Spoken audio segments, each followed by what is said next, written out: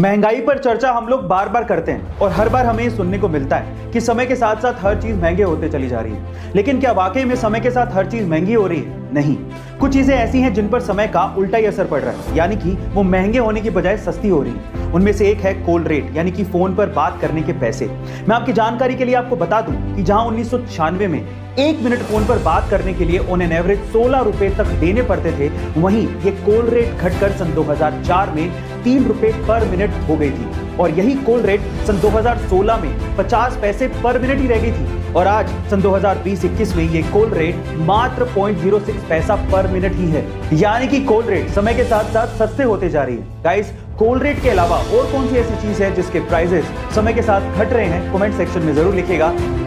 Guys, क्या आपने कभी गौर किया है कि बहुत ही ऐसी कंपनियां होती हैं जो आपको अपना बेस प्रोडक्ट सस्ते में बेच देती हैं, लेकिन उसकी एक्सेसरीज से वो आपसे मोटा मुनाफा कमा लेती हैं? कैसे? मैं आपको एग्जांपल देता हूं। पहला एग्जांपल है जिलेट का, जिसका अगर आपने रेजर खरीद लिया तो रेजर तो आपको वो सस्ते में बेच देगी, लेकिन रेजर खरीदने के बाद आप उसकी ब्लेड तो चेंज करोगे क्योंकि वो खराब हो जाएगी। तो ब्लेड में जिलेट आपसे अच्छा मुनाफा कमा लेती है। दूसरा एग्जांपल है अमेज़न के किंडल का, जो आपको सस्ते में मिल जाएगा, लेकिन किंडल सस्ते में मिलने से कुछ नहीं होता। उसमें बुक्स पढ़नी है तो आपको पैसा देना पड़ेगा और वहीं से ही अमेज़न किंडल आपसे पैसा कमा लेता है।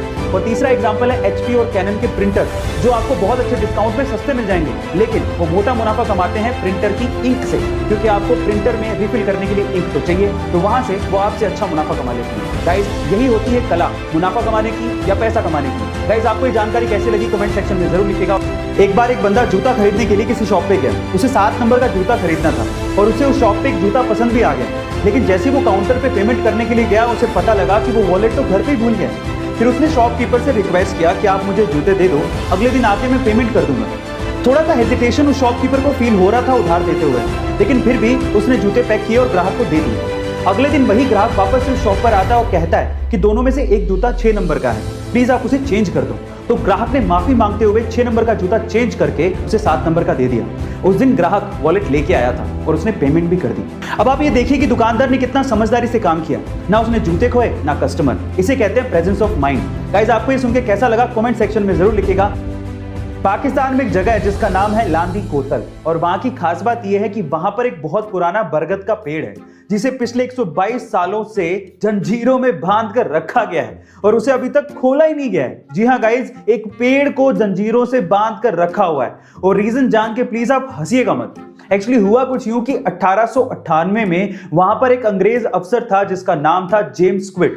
एक रात को जब वो पेड़ के आसपास घूम रहा था तो उसे लगा कि वो पेड़ उसकी तरफ बढ़ रहा है। उसे खतरा महसूस हुआ तो उसने अपने हवलदारों को उसे गिरफ्तार करने को कह दिया, और तब से वो गिरफ्तार है। मजे की बात यह है कि उस रात को वो अंग्रेज अफसर पिया हुआ था। खैर, तब भी उसकी गिरफ्तारी आज तक चल रही है। गाइस, आपको ये फनी इंफॉर्मेशन कैसी लगी कमेंट सेक्शन में जरूर लिखिएगा, और ऐसे अमेजिंग वीडियोस के लिए शेयर, सब्सक्राइब एंड लाइक। मिलता है अगली वीडियो में। गाइस, आपने famous web series Money Heist के बारे में तो जरूर सुना होगा, जिसका सीजन 5 मोस्ट अवेटेड है। अब इसमें नायरोबी नाम की लड़की का एक फेमस किरदार था जिसे निभाया था एक स्पेनिश एक्टर एल्बा फ्लोरेस ने।